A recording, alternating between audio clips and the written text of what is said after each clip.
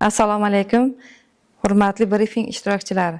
Bugungi kunda aholini qiynayotgan muhim muammolarni aniqlash, ularni tizimli ravishda hal etish hamda amalga oshirilayotgan ishlar samaradorligini oshirish davlat siyosatining ustuvor yo'nalishlaridan biri hisoblanadi. Aholini qiynab kelayotgan muammolar. Hududlarda o'tkazilgan sayyor qabullar natijasida quyidagi muammolar aniqlangan.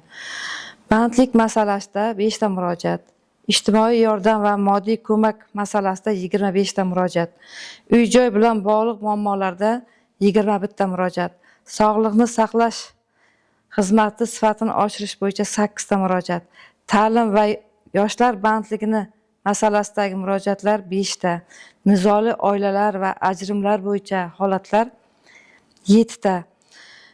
Jami o'rganishlar davomida 71 ta murojaatlar o'rganib chiqildi. Muammolarni hal etish bo'yicha quyidagi chora-tadbirlar belgilandi. Fuqarolarni ishga joylashtirildi.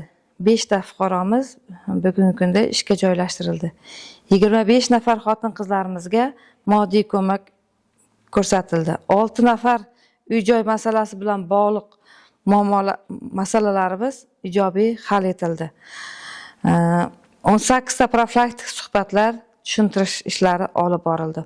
78 nafar xotin-qizlarimiz va yoshlarimiz kasb-hunarga o'qitildi. 14 marta sayyor qabullar o'tkazildi. Amalga oshirilgan ishlar natijasi bo'yicha bandlik darajamiz 45% ga yetdi. Muammoli murojaatlarimiz keskin kamaydi. Ijtimoiy himoyaga muhtoj oilalar soni 15% ga kamaytirildi.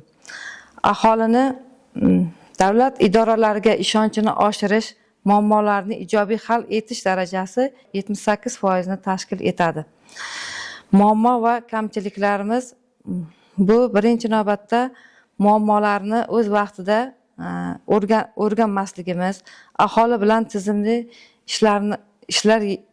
tizimli ishlarni bajarish bo'yicha ishlar tizimli yo'lga qo'yilmaganligi, mahallalarda individual yondashuvning sustligi, mutasaddi tashkilotlar o'rtasida hamkorlik yetishmasligi sababli murojaatlarimiz keskin oshib bormoqda.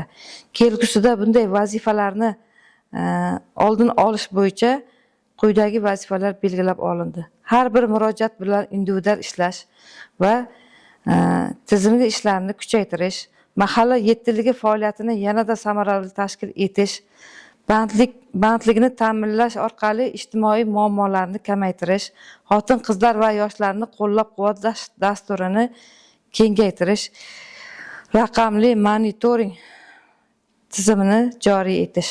Xulosa qilib aytganda, aholini qiynayotgan muammolarni o'z vaqtida aniqlash va samarali hal etish orqali fuqarolarning turmush darajasini yaxshilash, jamiyatda ijtimoiy barqarorlikni ta'minlash mumkin. Bu borada barcha mutasaddi tashkilotlarning hamkorligi muhim kasb ahamiyat etadi.